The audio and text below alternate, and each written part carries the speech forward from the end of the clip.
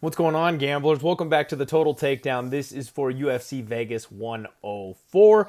As you know, we pick out a couple totals on this card and we look at going over and under instead of picking a side, trying to give you an option to make some additional cash on Saturday. First and foremost, got to shout out Bet Openly. Make sure you guys are checking them out. The totals I'm going to quote to you on this show are far worse than you can find over on Bet Openly. The odds over there are set on having 1% juice, so the winner pays a 1% transaction fee. We're not laying minus 110s. For example, the Josiane Nunez and Priscilla Cachoeira fight, the total set at 2.5 with the over being minus 210. The under is plus 160, and that gigantic 50-cent gap is how the bookies make their money. If you're using Bet Openly, you're putting more money in your own pocket where both sides of the number are better and both people playing minus 180 and plus 180 with the winner paying that 1% juice. Link in the description below. Check it out. Help me out. Hit the button and then get signed up and start saving some money. Let's go over this card here. The first total I want to bring to your attention, guys, is actually Daniel Barz and Andre Lima. 2.5 total. Over is minus 200. Under 2.5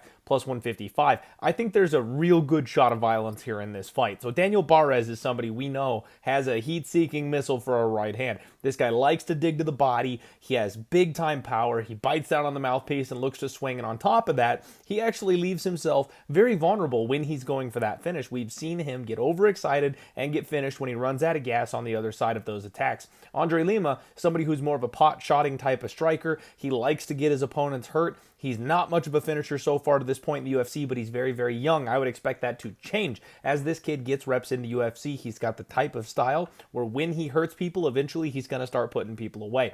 I think both guys are capable of being finished in this fight, and Barz specifically, when he does leave himself vulnerable, I think Andre Lima can actually take advantage of that, turn the tables on him, and get him out of there. So under 2.5 at plus 155 definitely has my attention.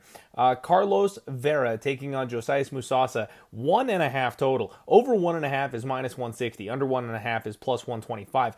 I am just not sold on this Musasa's kid.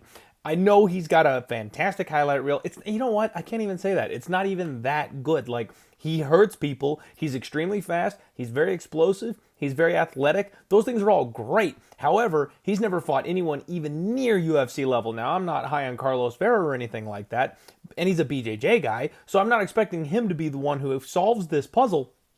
But he is a Ryan Hall, butt-scooty BJJ type of guy. And what that means is when these two engage, Vera's going to be desperate to get this fight to the ground under any means necessary. He will not have any issue laying on his back, trying to welcome him down to the guard, butt-scooting instead of standing up and walking. These are the kinds of things that will eat time off that clock. We will chew up minutes and seconds.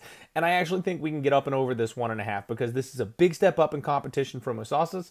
And then Vera is gonna be at a sheer disadvantage when it comes to the physicality in this fight. So I think he's gonna be trying to drag this thing deeper, wear the kid out, wear him down, and then be able to do something maybe later in the fight if he's gonna be able to do anything at all. So I think over 1.5 actually might be kind of a sneaky way to play this fight. Next up, I want to talk about Sung Woo Yu and AJ Cunningham. As you guys know, I took a flyer on the underdog here for this one.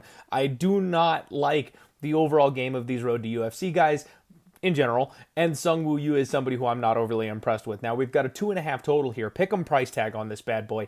And I actually think violence in this fight makes a whole lot of sense because AJ Cunningham is going to be dropping down to 135 for the first time in his career. We've seen him at 145. We've seen him at 155. Now he's going to be sucking himself down to 135 for the first time. He should have an absolutely massive height and reach advantage in this spot because of that. However, we don't know if he's going to be compromised or not from that weight cut. You guys know my opinion. When people go down a weight class like this, one of two things happens. Either they've got a sheer massive size and strength advantage, something that they're not used to having, and something their opponents are going to have a hard time dealing with because they are larger than they should be in this weight class, or the cut kills them on their way down. So they end up being kind of a withered version of themselves. Either way, we've seen AJ Cunningham already TKO'd and saved by the referee on 2 separate occasions. So that could happen again, even though I don't think Su Young Yu is the guy that's going to be able to do that. The other side of that, though, is Su Young Yu has been dragged deep in a fight before, and he's actually been finished late in a fight because he got tired and worn out.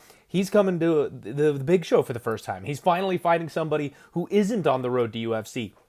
If AJ Cunningham healthily makes this weight cut, I don't see why he can't hurt and finish a guy like Sung Yu the deeper this fight goes. So give me under 2.5. I like a look at violence here on this spot, and I'm going to be playing those late round AJ Cunningham round props because I think he's going to get a late finish, and this is going to be my big dog for this week.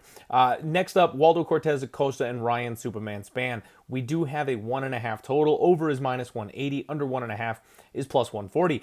I think this is an over, you guys, and that terrifies me to say. Superman is moving up a weight class to heavyweight, so I think the cardio, the durability, those things all should get just a little bit of a bump. I'm not expecting him to be some new man up at heavyweight or anything like that, so don't get it twisted. I'm not expecting him to suddenly be able to go a full hard 15 minutes without issue or anything like that. But I think the pace that Waldo likes to fight at will allow Ryan to kind of settle in and take a bit of a slower pace. And if that's how this fight plays out, I think this fight is going to go a little bit deeper because Waldo Cortez Acosta is not well known for his power. So even though Ryan Spann is a little bit chinny and he does get a little bit tired, someone like Waldo isn't necessarily the guy that's going to get you out there super quick. I could see a late second round or maybe even a third round finish for Waldo.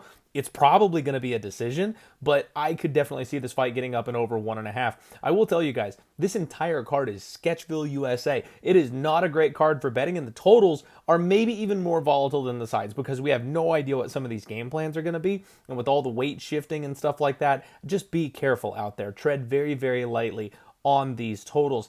The last fight I want to talk to you guys about, I always end up with one of these big ones. Let's talk about the main event for just a minute. Marvin Vettori and Roman Dolidze. Now, these guys have fought before. It was a 3-round fight. Both these guys are incredibly durable. The total on this one is 4.5. The over 4.5 is -220. And I've got to say that I feel like that's a decent price for this fight to go over because we have seen these guys in the cage before. We have seen how tough and durable both of them are. We know that Vettori just doesn't have that much finishing power or ability, even though Roman does. We've seen him fight a guy like Marvin Vettori who he knows he can't get out of there with his raw power before. I think we're going to end up getting kind of a technical fight. I think these guys are going to have a familiar opponent and they're going to try to, take advantage of what they see and what they've felt, and that means they both know they can't finish the other one. So I think we're going to get more of a control fight. I think we're going to get more of a technical fight. We're going to get a moments type of fight, and because of that, I think we're going to go over. I actually think this main event will go the full 25 minutes, and we'll get another decision one way or the other for both these guys. That's the Total Takedown, everybody. We'll see you tomorrow for the undefeated post-weigh-in show. Hit the like button, subscribe on your way out. Thanks for watching.